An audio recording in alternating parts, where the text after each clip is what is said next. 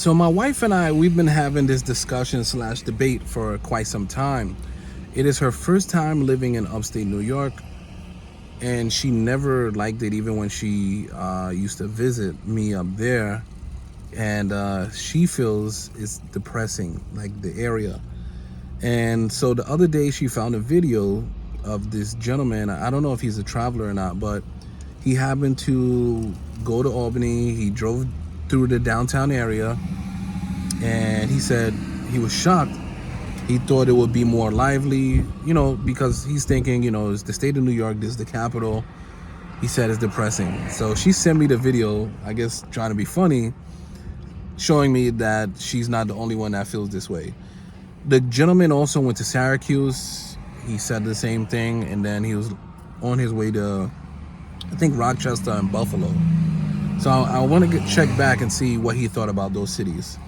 But so I thought of a few things, and I was trying to explain to her a couple things. So number one, people have to understand the framework of the whole country. So I've been all over this country, and when you compare big cities to smaller cities, that should give you more context. Right now I'm in New York City. I'm in Washington Heights, to be exact. So New York City has more than 8 million people. They always say 8, but there's way more. And so you're always gonna see people on the street. Now, half of the time you see people, they're not gonna be doing anything. Like if I was to show you the area, there's gonna be people just hanging out doing nothing, and this is business hours. And then the other half of the people are en route to work, coming back from work. They're doing their thing. It might be their day off or whatever. So you have half the people not being productive anyway, compared to when you go to upstate in the downtown area. You're gonna see very few people because the population is less, as well as during business hours people are working. And then I'll put this on it as well. A lot of cities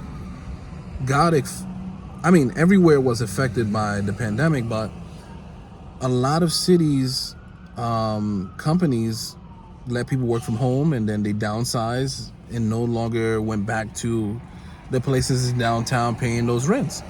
Everybody's trying to save, even companies. So there used to even be more traffic down there, but since the pandemic, I guess people still work from home, or people in other state buildings, because it's spread out. They have state buildings everywhere. But the normal route that the gentleman drove through, where there used to be a lot of restaurants, so Albany used to be a good pop-in place for, like, if you were a college student. It's a college town, plenty of schools. Even one of the schools just recently closed, St. Rose. I think they have financial issues, but it used to be a poppin' place. It was one of the reasons why my friends and we used to go up there and hang out or whatever. But, that's not even our demographic anymore. We're pushing 40. I want to ask the viewers, those of you who are watching, when does it matter to you about where you live? Do you think it should be a popping place? Or would you trade that for a place where you don't have to worry about your safety all the time? You can get to the money, and you're not surrounded by a lot of things that you don't want to see. Like when you move in an atmosphere like that, and when you come here, certain things you don't even want to visually see anymore because you're over it. You're overseeing it with your own eyes. So which one would you rather? So I'll say that, because it's pretty interesting. For me, my idea has always been where you live at should be safe and boring. And then when it's time to have fun, because you're not going to have fun every day in the way that people want to have fun. You're not going to have fun every day, so at least be somewhere where it's going to be the best, and then you can go to the fun and then retreat back. So let me give you the position of Albany. Where Albany is, we're about 2.5 hours. If you head south, you hit New York City. If you go east 3 hours, you hit Boston. So hour and a half, even before you hit Boston, you'll hit Springfield, Massachusetts, which is another known city, popular city in Massachusetts. If you go 3 hours north, you hit the Canadian border. And then there's other, you can go to PA when you go west, right? So, and then you can go to Vermont and the other places. But I was just trying to hit at like largest cities where we are not too far from in our circumference, right?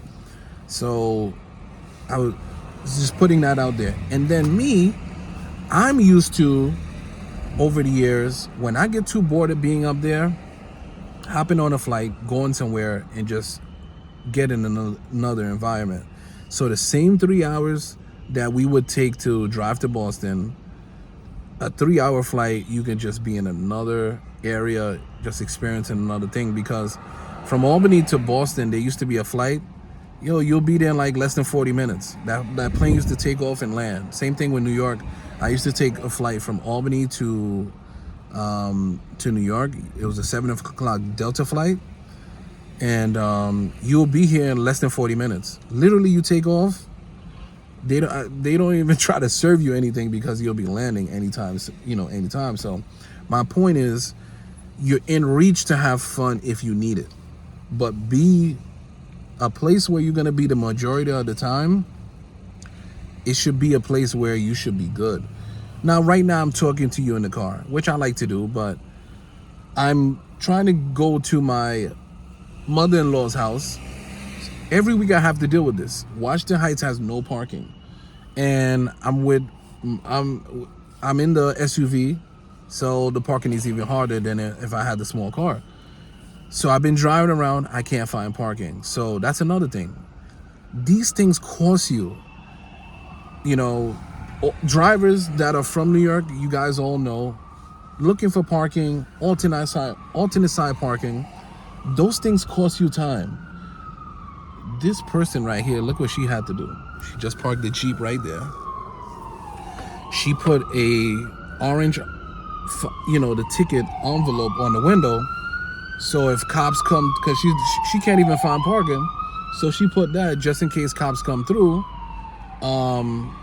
It appears that she has a ticket. Little does she know, that doesn't work in New York City anymore.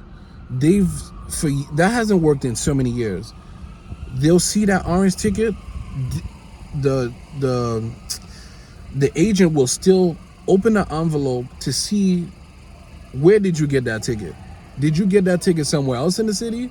Here's another ticket for this location. That doesn't work anymore. That's old. That's an old thing. But that goes to the point of, this is a waste of time. When you're upstate, you don't have to look for parking. You know what I mean? Like, there is no thing of like circling the block. Like, I've been looking for a while. I can't find parking. Well, anyway, let me know what you guys think. At your stage of life, what do you prefer? A poppin' location to live? Or somewhere where it's less poppin', that you get into the bag? Let me know what you think, because that's my position. And it's less stressful. And then when I want the fun, I'm here like twice a week. I can enjoy myself and get back over there. That's my thing.